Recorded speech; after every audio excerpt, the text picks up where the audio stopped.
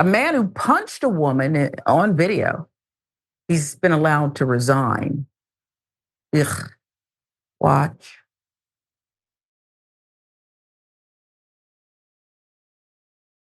Oh my God. That's right. Stop. You're a horrible person. Go yourself. Yeah. Go yourself. So from the very first frame of this video, we can see that something has already been happening before the recording began. As you can notice here, there's someone, at least one person on the ground and one or two people trying to help them up. We can also see that there's something all over him, and he says to one of the bystanders, "She threw all over me." And it looks like some sort of liquid, like a drink.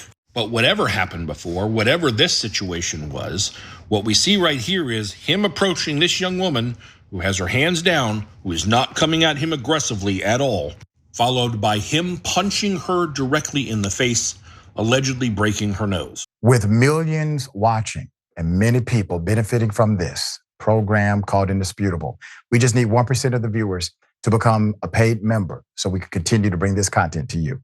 Now back to the show. You know, as you heard to the end there, allegedly had nose broken, the woman who was punched by this wealthy banker. So here's the update. Jonathan Kaye, who was shown on the video brutally punching the woman in New York City earlier this month, was granted the privilege of resigning from his lucrative position at Moelis Company instead of being fired by the investment firm that employed him. There's a golden parachute, right? He needs it. Yeah.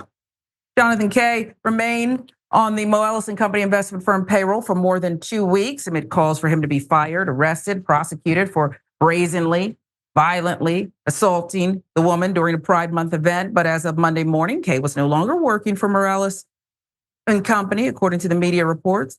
Bloomberg attributed the report to a Moelis Company spokesperson. News One contributing the details here.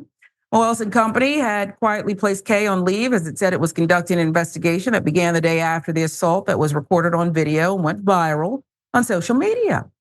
But even at that point, it had already appeared as though Kaye, who worked as a managing director who led Moelis Company's global business services franchise, was poised to not face any real punishment, both occupationally and legally.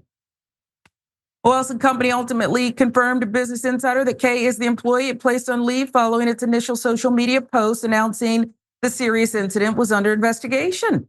Kaye's bio page on Moelis Company website had been deactivated but remains searchable on Google. Kaye's LinkedIn page, however, was quickly deleted as the video began going viral. Moelis Company did not immediately respond to an inquiry from News One about Kaye's employment status at the investment firm. Aside from an apparent lack of any corporate accountability, it's unclear if the NYPD has any plans to look into the matter. Responding to questions of whether the NYPD was investigating the incident, a spokesperson for the Deputy Commissioner of Public Information would only say, NYPD is aware of the video. Woman has since come forward, filed a police report.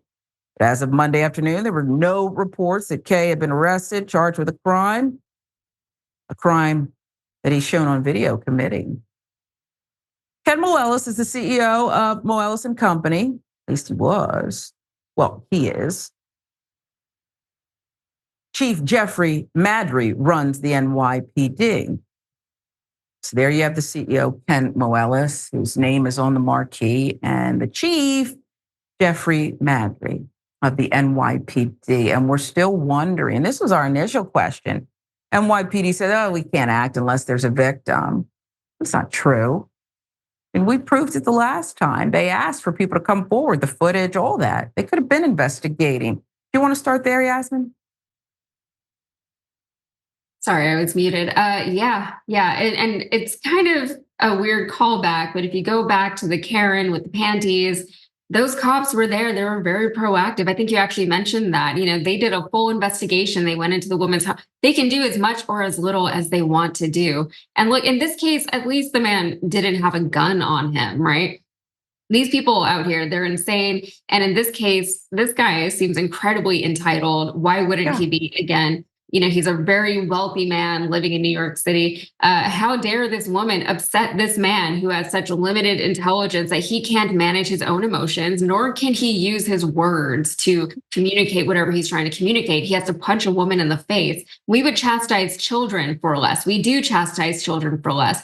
And if he was anything but a white man behaving that way, he'd be dragged all over Fox News as an angry whoever. Oh, you're right. That is society.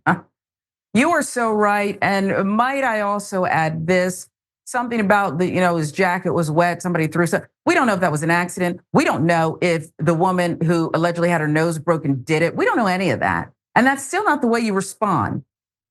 But this guy, allowed to resign, keep presumably the wealth, the benefits.